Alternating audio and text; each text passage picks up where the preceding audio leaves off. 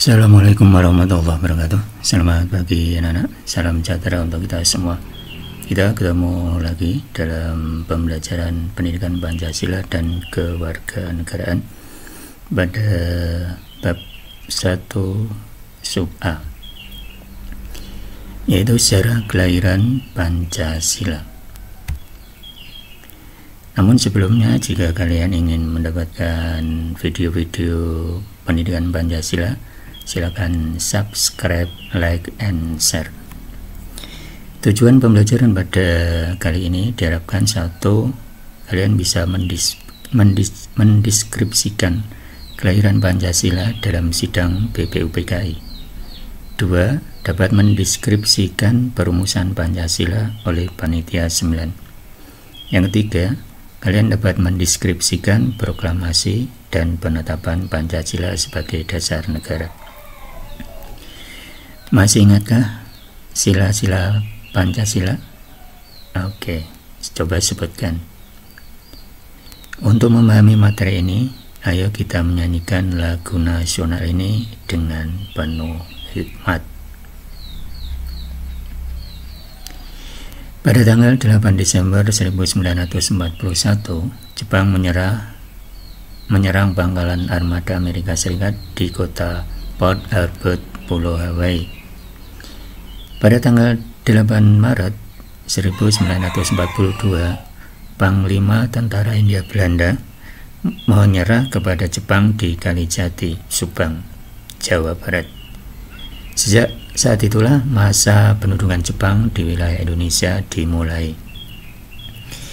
Rakyat Indonesia menyambut gembira kedatangan Jepang yang akan membebaskan kita dari penjajahan Belanda. Jepang selalu mengaku sebagai saudara tua. Jepang juga menamakan dirinya Nippon dengan mendirikan gerakan 3A, Nippon Cahaya Asia, Nippon Pelindung Asia, dan Nippon Pemimpin Asia. Akan tetapi, setelah menduduki tanah air kita, tentara Jepang melakukan tindakan-tindakan yang tidak berperi kemanusiaan, bahkan dianggap lebih kejam dibandingkan masa penjajahan Jepang.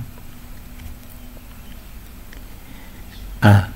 Kelahiran Pancasila dalam sidang BPUPK.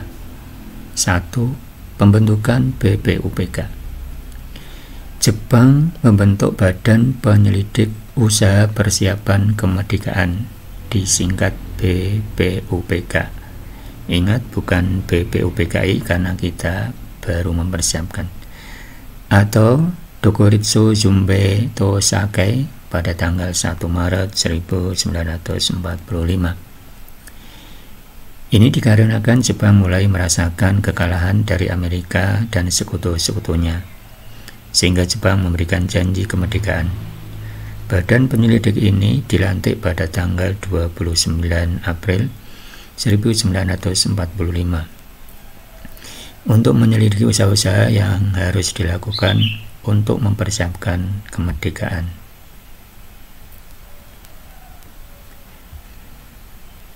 BPUPK melaksanakan sidang yang pertama pada tanggal 19 Mei sampai dengan 1 Juni 1945 untuk membahas dasar negara. Sidang yang kedua pada tanggal 10 sampai 17 Juli 1945 membahas rancangan Undang-Undang Dasar. Sidang BPUPK dilaksanakan di gedung Chow Sein In yang sekarang dikenal dengan nama Gedung Pancasila di Jalan Penjabon nomor 6 Jakarta. Inilah susunan anggota BPUPK selengkapnya. Kalian bisa simak juga pada buku paket kalian. Ada 60 anggota pertama kali, dan anggota ini ditambah menjadi anggota pada masa sidang kedua ada 6 orang. 2. Kelahiran Pancasila dalam sidang BPUPK.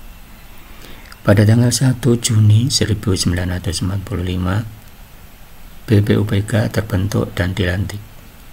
BPUPK segera melaksanakan sidang untuk menyelidiki persiapan kemerdekaan bagi bangsa Indonesia. Dalam pidatonya, Insinyur Soekarno menyampaikan pikirannya tentang dasar negara yang mengandung prinsip kebangsaan, internasionalisme atau pri-kemanusiaan, mufakat atau demokrasi, kesejahteraan sosial, dan ketuhanan. Sidang BPUPKI, karena ini sudah disahkan, sidang 1 yaitu 29 Mei tahun 1945 sampai 1 Juni 1945.